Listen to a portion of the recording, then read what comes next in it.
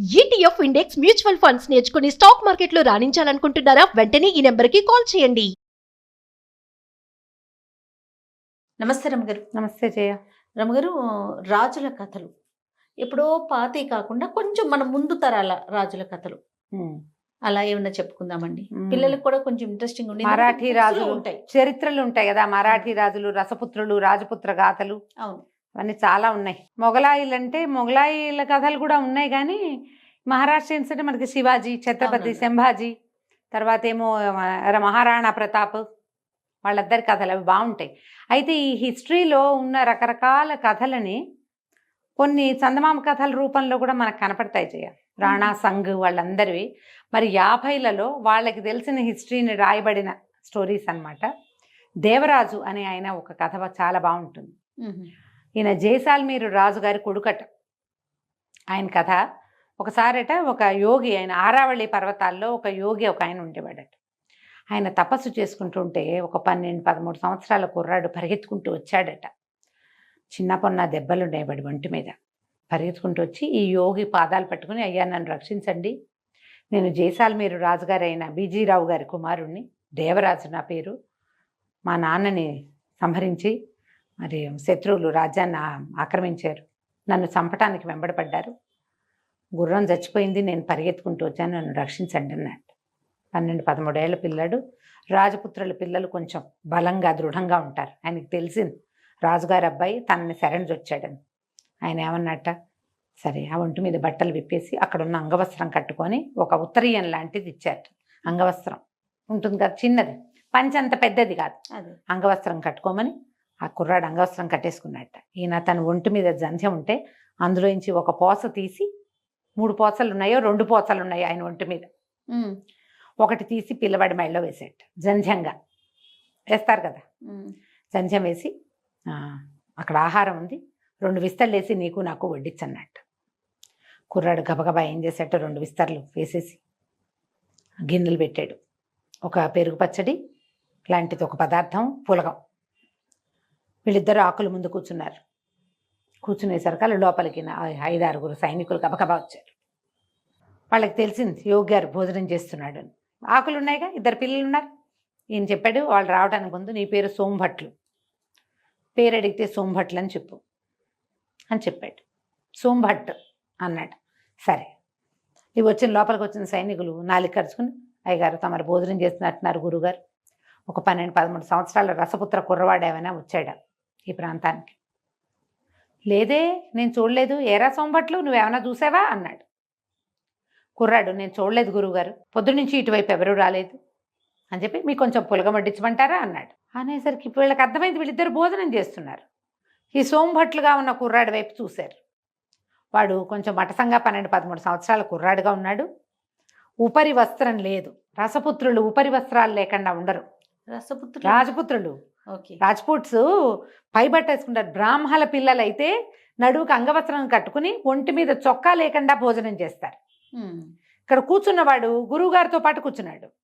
వాడి ఒంటి మీద ఏమో జంధ్యపోగుంది, అంగాస్త్రం కట్టుకున్నాడు, ఉపరి వస్త్రం లేదు, చొక్కా విప్పి తినాలి అన్నం. చొక్కా వేసుకుని అన్నాలు తినరు, తినేవాళ్ళు కాదు. ఇప్పుడంటే మామూలుగా బయట తినేస్తున్నారు, కానీ ఇళ్లలో పెద్దవాళ్ళు ఉపవాసాలు అవి ఉన్నప్పుడు, పూజలప్పుడు మీరు బ్రాహ్మణ భోజన పంక్తి గమనిస్తే పైన ఉత్తరీయాలు అవి ఉండవు. అదేలేండి, భోజనం చేసేటప్పుడు అట్లా కూర్చోవాలి, అది నియమం. వీడిని వాడిగా భావించే అవకాశం లేదు. ఇంతే సైజు, 12-13 ఏళ్ళ పిల్లాడే, కానీ కాదు రాజపుత్రుడు కాదు వీడు. ఓకే, ఎందుకంటే వీడు బ్రాహ్మణ కుమారుడుగా కనపడుతున్నాడు. ఊరుకున్నారు, వదిలేశారు, వెళ్ళిపోయారు. సరేలేండి గురుగారు, భోజనం కానివ్వండి, క్షమించండి ఇలాంటి సమయంలో వచ్చి మిమ్మల్ని డిస్టర్బ్ చేశామని ఏదో నమస్కారాలు చెప్పుకుని దిగేశారు. పిల్లాడు ఆకులో వడ్డించుకున్నాడుగా, పరమ దుఃఖంతో అది తిని ఆయన కాళ్ళు పట్టుకున్నాడు. నన్ను ఆ ప్రాణాలు రక్షించారు, నా చేతి అన్నం తిన్నారు మీరు, నన్ను కాపాడండి అంటే ఆయన ఏమన్నాడంటే, రాజకుమారుడివి నువ్వు, నా శరణు వచ్చావు, అందుకని నాకేమి ఎవరి చేతి భోజనమైనా నాకే పట్టింపు లేదు, నీ ఇష్టం వచ్చిన నాళ్ళు ఇక్కడే ఉండు, నీ ప్రాణాలకి నాది పూచి. ఓకే, సరే ఉన్నాడు. కొంతకాలం నడిచింది. వాడు అప్పటికే యుద్ధ విద్యలు నేర్చుకునే ప్రాక్టీస్లో వాటిలో 12-13 ఏళ్ళతే పిల్లలు దృఢంగా ఎత్తుగా ఉంటారు. వాడు అక్కడే ప్రాక్టీస్ చేసుకుంటూ ఉండేవాడు. ఎక్కువ కాలం మేము ఉండలవాడు. ఒక 16-17 సంవత్సరాలు, ఒక 3-4 ఏళ్ల పాటు అక్కడ ఉన్నాడు. 3 ఏళ్ళు నిండుతూ ఉండగా ఇంచుమించుగా గురువుగారికి చెప్పాడు, నేను ఇంకా ఇక్కడే ఉంటే నా రాజ్యం ఏ దిక్కులో ఉందో కూడా నేను మర్చిపోతాను, నాకు ఆజ్ఞ ఇవ్వండి, నేను వెళ్ళొస్తానన్నాడు. ఆయన రాజ్యాభిషేక ప్రాప్తిరస్తు అని దీవించి వెళ్ళరా అన్నాడు. కుర్రాడు అన్నాడు, మీ జ్ఞాపకార్థం ఈ అంగవస్త్రాన్ని నేను తీసుకెళ్తానని అడిగి ఆ రోజు తను కట్టుకున్నటువంటి ఆ వస్త్రాన్ని మడత పెట్టి బ్యాగ్లో పెట్టుకున్నాడు. ఈయన ఏం చేశారంటే, ఉండు 1 నిమిషం నీకు ఒక ఇది ఇస్తానని చెప్పి ఒక వెదురు గొట్టం తీశారు. వెదురు గొట్టంలో బయటికి వెళ్ళి కొన్ని ఆకుల్ని పిండి ఆ రసాన్ని ఇందులో పోసారు. ఈ వెదురు గొట్టంలో పోసి దానికి ఒక మూత బిగించారు. మనం చూస్తాం కదా ప్యాకేజ్ కోసం వాడేవాళ్ళు. పూర్వకాలం ఏం చేసేవాళ్ళు, వెదురుకి 2 కణుపులు ఉంటాయా, ఒక కణుపు దగ్గర నరికితే 2వ కణుపు దాకా హాలో ఉంటుంది లోపల, అందులో ఏదైనా స్టోర్ చేసుకోవచ్చు. ఇప్పుడు కూడా అలాగే చేస్తారు, ఈ పల్లెటూళ్ళల్లో అక్కడ వాడతారు దాన్ని. ఇందులో ఉన్న పసరుతోటి ఇనుము బంగారంగా మారుతుంది, నీకు అవసరమైనప్పుడు మాత్రమే దీన్ని వాడుకో అని చెప్పి ఆ చేతిలో పెట్టి కుర్రాడు పరుచుకొని వచ్చేసాడు.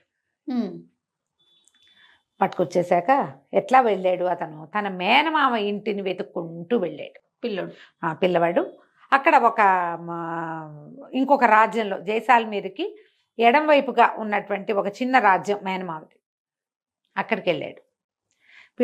తన తల్లి అప్పటికే ఈ శత్రువుల బారి నుంచి తప్పించుకుని తన అన్నదమ్ముడి ఇంటికి చేరిపోయింది. కుర్రాడు అక్కడికి చేరలేదని వాళ్ళ శత్రువులు తెలుసుకున్నారు, కానీ అతని మీదకి యుద్ధానికి వెళ్ళే ఉద్దేశం లేదు. ఆవిడ కుమారుడి కోసం వేచి ఉండి అన్న దగ్గరే ఉంది. కొడుకుని చూసి కావలించుకుంది, నాయన వచ్చావురా అని ఉప్పు తీసి దిగదొడిచిపోసి పిల్లాడిని లోపల తీసుకెళ్ళింది. ఆహారం పెట్టింది. ఇన్ని రోజులు అడవిలో గురువుగారి దగ్గర ఏదో వాడే వండుకుంటూ తింటూ ఉన్నాడు. బలవర్తక ఆహారం పెట్టారు. అయితే ఇతను అడిగాడు, మామయ్య నాకు ఏదైనా కొంత స్థలం ఇవ్వు, నేను ఏదైనా చిన్న కోట కట్టుకుంటాను, నాది నేను నా రాజ్యాన్ని సంపాదించుకోవడానికి ప్రయత్నం చేస్తానన్నాడు. వాళ్ళ మేనమామ విసుక్కున్నాడు. భీమరాజు ఆయన పేరు. ఆయన ఏమన్నాడంటే, స్థలం లేదు గీలం లేదు, నువ్వు ఉన్నావు, నీకు అన్నం పెట్టావు అంతే, నీకు నేనేం చేయలేను, నా వల్ల అవ్వదు, అవంతా నాతోటి కాదు, నువ్వు వచ్చి ఇక్కడ ఉంటానంటే నువ్వు ఉన్న నాళ్ళు తిండి తిండండి నువ్వు మేమ, కానీ నేను స్థలాలు ఇవ్వను అన్నాడు. అంటే ఏమైంది, అంతలో ఏమైంది, ఒక గొడారి వాడు వచ్చాడట. అంటే అదే మన చెప్పులు అవి కుట్టేవాళ్ళు, వాడు ఒక ఎద్దు చర్మాన్ని తీసుకొచ్చి ఇచ్చాడు ఈయనకి. కుర్రాడు అడిగాడు, దేవరాజు ఈ అబ్బాయి పేరు, ఈ రాజుగారి అబ్బాయి, ఎంతో వద్దు, ఈ ఎద్దు చర్మం పట్టేంత స్థలం ఇవ్వు చాలు నాకు అని అడిగాడు. ఎద్దు చర్మం ఎంత ఉంటుంది, ఎద్దుని ఒలిస్తే మాత్రం అది ఎంత అవుతుంది? సరే, ఈయన ఏం చేశాడు, ఒక దూరంగా ఉన్న ఒక ఇసుక పర్రని చూపించాడు. ఆ ఇసుక పర్ర మీద ఈ ఎద్దు చర్మం పట్టేంత స్థలం తీసుకో, ఏం చేసుకుంటావో చేసుకో అన్నాడు. అనేసరికల్లా కుర్రాడు ఎద్దు చర్మం తీసుకున్నాడు చేతితోటి. ఎద్దు చర్మాన్ని కూడా ఇచ్చేశారు, ఇది పట్టాలి కదా అక్కడ. సరే, కుర్రాడు ఏం చేశాడు, వాళ్ళ అమ్మంది ఊరి ఎద్దు చర్మం పట్టేందంటే, ఎంతరా 10 అడుగులు రాదురా నాయన అంటే నవ్వాడు. నేను చెప్తానమ్మా దాని సంగతి నీకని సన్నటి కత్తి తీసుకుని ఎద్దు చర్మాన్ని పీలికలుగా చీరేశాడు. ఆ పీలికలన్నీ ఒకదానికొకటి ముడేసి దాన్ని ఎంత పెద్ద తాడుని చేశాడో వాడు. ఆ తాడుతోటి ఒక స్థలానికి ఇది కట్టి, ఈ స్థలం నాది అని చెప్పాడు. ఊరిని మేనమామ ఆశ్చర్యపోయాడు. ఏమిట్రా ఇంత స్థలం కొట్టేస్తావా అన్నాడు. ఇంత స్థలం కొట్టేస్తావా నీ తెలివితేటలతోటి అంటే, బావయ్య ఇది ఒట్టి ఇసుక పర్రే కదా, ఇది ఒట్టి ఇసుక పర్ర, నీకేం ఉపయోగం లేదు, చెట్టు చేమాలేవి ఇందులో, పొలం పండదు, నువ్వు ఉంచుకుంటే ఏమిటి, నాకు ఇస్తే ఏమిటి, అంతేగా అనగానే సరే సర్దుకున్నాడు. సరేలే అన్నాడు. ఇందులో ఏం కడతావో ఏం చేస్తావో చేసుకోమన్నాడు. ఈ కుర్రాడు ఏం చేశాడంటే, మేనమామ ఇంటి నుంచి కొన్ని వస్తువులు అడిగాడు. కన్స్ట్రక్షన్కి ఓ పలుగు పార అవి కావాలంటే, అలాగేనని పలుగు పార అవన్నీ స్త్రీధనంగా మేమకి ఇస్తున్నాను అన్నాడు ఆయన. కుర్రాడు ఏం చేశాడు, పలుగు పార కొన్ని పలుగులు అవి పట్టుకుని ఇసుక పర్ర దగ్గరికి వెళ్ళి, గురువుగారు ఇచ్చారు కదా ఒక చిన్న దాంట్లో పసరు, ఆ పసరుని ఆ ఇనప దాని మీద పోస్తే అది బంగారుగా మారింది. పరుసవేది విద్య ఆ గురువుకి అది ఉన్నది. ఆరావళి పర్వతాల్లో ఉన్న గురువు గారికి స్వర్ణ విద్య ఉంది. అబ్బా. ఆయన ఈ రాజపుత్రపు కుర్రవాడు తన దగ్గర 4 సంవత్సరాలు తలదాచుకున్న వాడికి తన విద్యలో ఒక అవకాశాన్ని ఇచ్చాడు. వీడ ఈ ఇనప వాటిని బంగారంగా మార్చి, బంగారాన్ని డబ్బుగా మార్చి అక్కడ ఒక పెద్ద కోట కట్టడం మొదలుపెట్టాడు. కోట మొత్తం తయారైంది. మరి డబ్బులు ఎంతమందినో తీసుకొచ్చాడు. వాళ్ళ వీర చాలామంది అయ్యారు. ఆ వచ్చిన వాళ్ళందరూ చక్కగా ఇక్కడ ఉంటూ మరి అందరికీ డబ్బులు ముడుతున్నాయి. బంగారం వీటి దగ్గర ఉన్నదే గోల్డ్. ఇక కోట తయారైంది. ఈ భీమరాజుకి చుట్టాలు పక్కాలు వచ్చి అబ్బా మామయ్య కోట కంటే మేనల్లుడి కోటే పెద్దదిగా అండ మొదలుపెట్టారు. ఓకే. ఆ కోట కొట్టేయాలి. ఆయన ఏం చేశాడు, సైనికులను తీసుకుని బయలుదేరాడు కోట మీద జమాయించడానికి. అయితే కోట దగ్గరికి వెళ్ళి వీళ్ళు ముట్టడి చేసేసరికి లోపల నుంచి దేవరాజు వాళ్ళ అమ్మగారు వచ్చింది. అదేమిటన్నయ్యా భలేవాడివి, వాకిట్లోకి వచ్చి ముట్టడేమిటి, భోజనాలు చేయండి అందరూ, ముందు భోజనానికి రండి అని, మీ కోటని ఇది అని లోపల తీసుకెళ్ళింది. కుర్రాడు అన్నాడు దేవరాజు, మావయ్య నీ స్థలంలో కట్టాను, నా డబ్బు అయితే నీ డబ్బు కదా, నీ స్థలం నాదైంది, నా డబ్బు నీ డబ్బులు కావు, ఓహో నీదే డబ్బు, శుభ్రంగా భోజనం చేయండి అని అందరికీ భోజనాలు, షడ్రసోపేతమైన అద్భుతమైన భోజనం పెట్టాడు. యుద్ధం కోసం వచ్చిన సైనికులందరికీ భోజనం పెట్టారు. అందరూ భోజనాలు అయిపోయాక ఎవరి పై వస్త్రాలు వాళ్ళు భుజాల మీద వేసుకునే ఉంటాయి, అవి తీసుకోవడానికి వస్తే అందరికీ కొత్త బట్టలు పెట్టున్నాయి. అక్కడ ఆ బట్టలు తీయబోతుంటే బట్ట వస్త్రం ఎంత బరువు ఉంటుంది, అన్ని బరువుగా ఉన్నాయి. ఏమిటి బరువుగా ఉన్నాయి అంటే ప్రతి వస్త్రానికి చెంగున 100 నాణేలు, బంగారు నాణేలు మూటగట్టున్నాయి. వాళ్ళు ఆశ్చర్యపోయారు, ఇదేమిటి ఇంత డబ్బు ఇస్తారంటే, మీకే రేపు మనం జైసాల్మీర్ మీద యుద్ధానికి వెళ్ళబోతున్నాం, దానికి మీకు జీతం ఇచ్చానన్నాడు. వీళ్ళు తెల్లబోయారు, మాకు 10 నాణేలే మా జీతం, నువ్వు 100 నాణేలు ఇచ్చావు, ఇవాళ నుంచి మీ జీతం పెరిగింది, మీరు భీమరాజు దగ్గర సైనికులు కాదు, జైసాల్మీర్ మీదకి యుద్ధానికి వెళ్ళబోయే సైనికులు, మీకు జీతం దానికి తగినట్టు ఉండదు, జైసాల్మీర్ మన వశమైతే కోట్లు ఉన్నాయి మనకు అక్కడ అన్నాడు. మొత్తం సైనికులంతా దేవరాజు అయిపోయారు. ఎప్పుడైతే సైనికులు మేము యుద్ధం చేయము నీతోటి, మేము దేవరాజు దగ్గర ఉంటాం అనగానే భీమరాజు అందరినీ పొట్లాడాడు, దుర్మార్గులారా ఇంత పని చేస్తారా, నన్ను మోసం చేస్తారా అంటే సైనికులు తిరుగుబాటు చేసేశారు అతని మీద. మోసం నీదా మాదే, నువ్వు ఎద్దు చర్మానికి సరిపడా ఇదని ఒక ఇసుక పర్రనిచ్చావు బాలుడికి, 18 సంవత్సరాల కుర్రవాడికి నువ్వు ఇచ్చింది ఒట్టి స్థలం, నువ్వు ₹1 ఇవ్వల. మీ ఇంట్లో ఉన్న నాళ్లే పెట్టేవన్నాం. ఆ తర్వాత కష్టపడి కుర్రాడు దగ్గరుండి తల్లి కొడుకు కోటను కట్టించారు. అతని కోటను జయించడానికి బయలుదేరింది నీది మోసమా మాదే మోసం? మేము సైనికులం, ఎక్కడైనా సరే ఒళ్ళమ్ముకునే వాళ్ళమే, నీకమ్మే బదులు వాడికి అమ్మతావు, కానీ నువ్వు చేసిన పని ఏమిటి అనగానే ఇంకేం చేస్తాడు, తిరుగుబాటు. నోరు మూసుకుని ఆయన ఇంటికి వెళ్ళిపోయాడు. దేవరాజు మొత్తం ఆ ఊళ్ళో ఉన్న ప్రతి సైనికుడిని కొన్నాడు.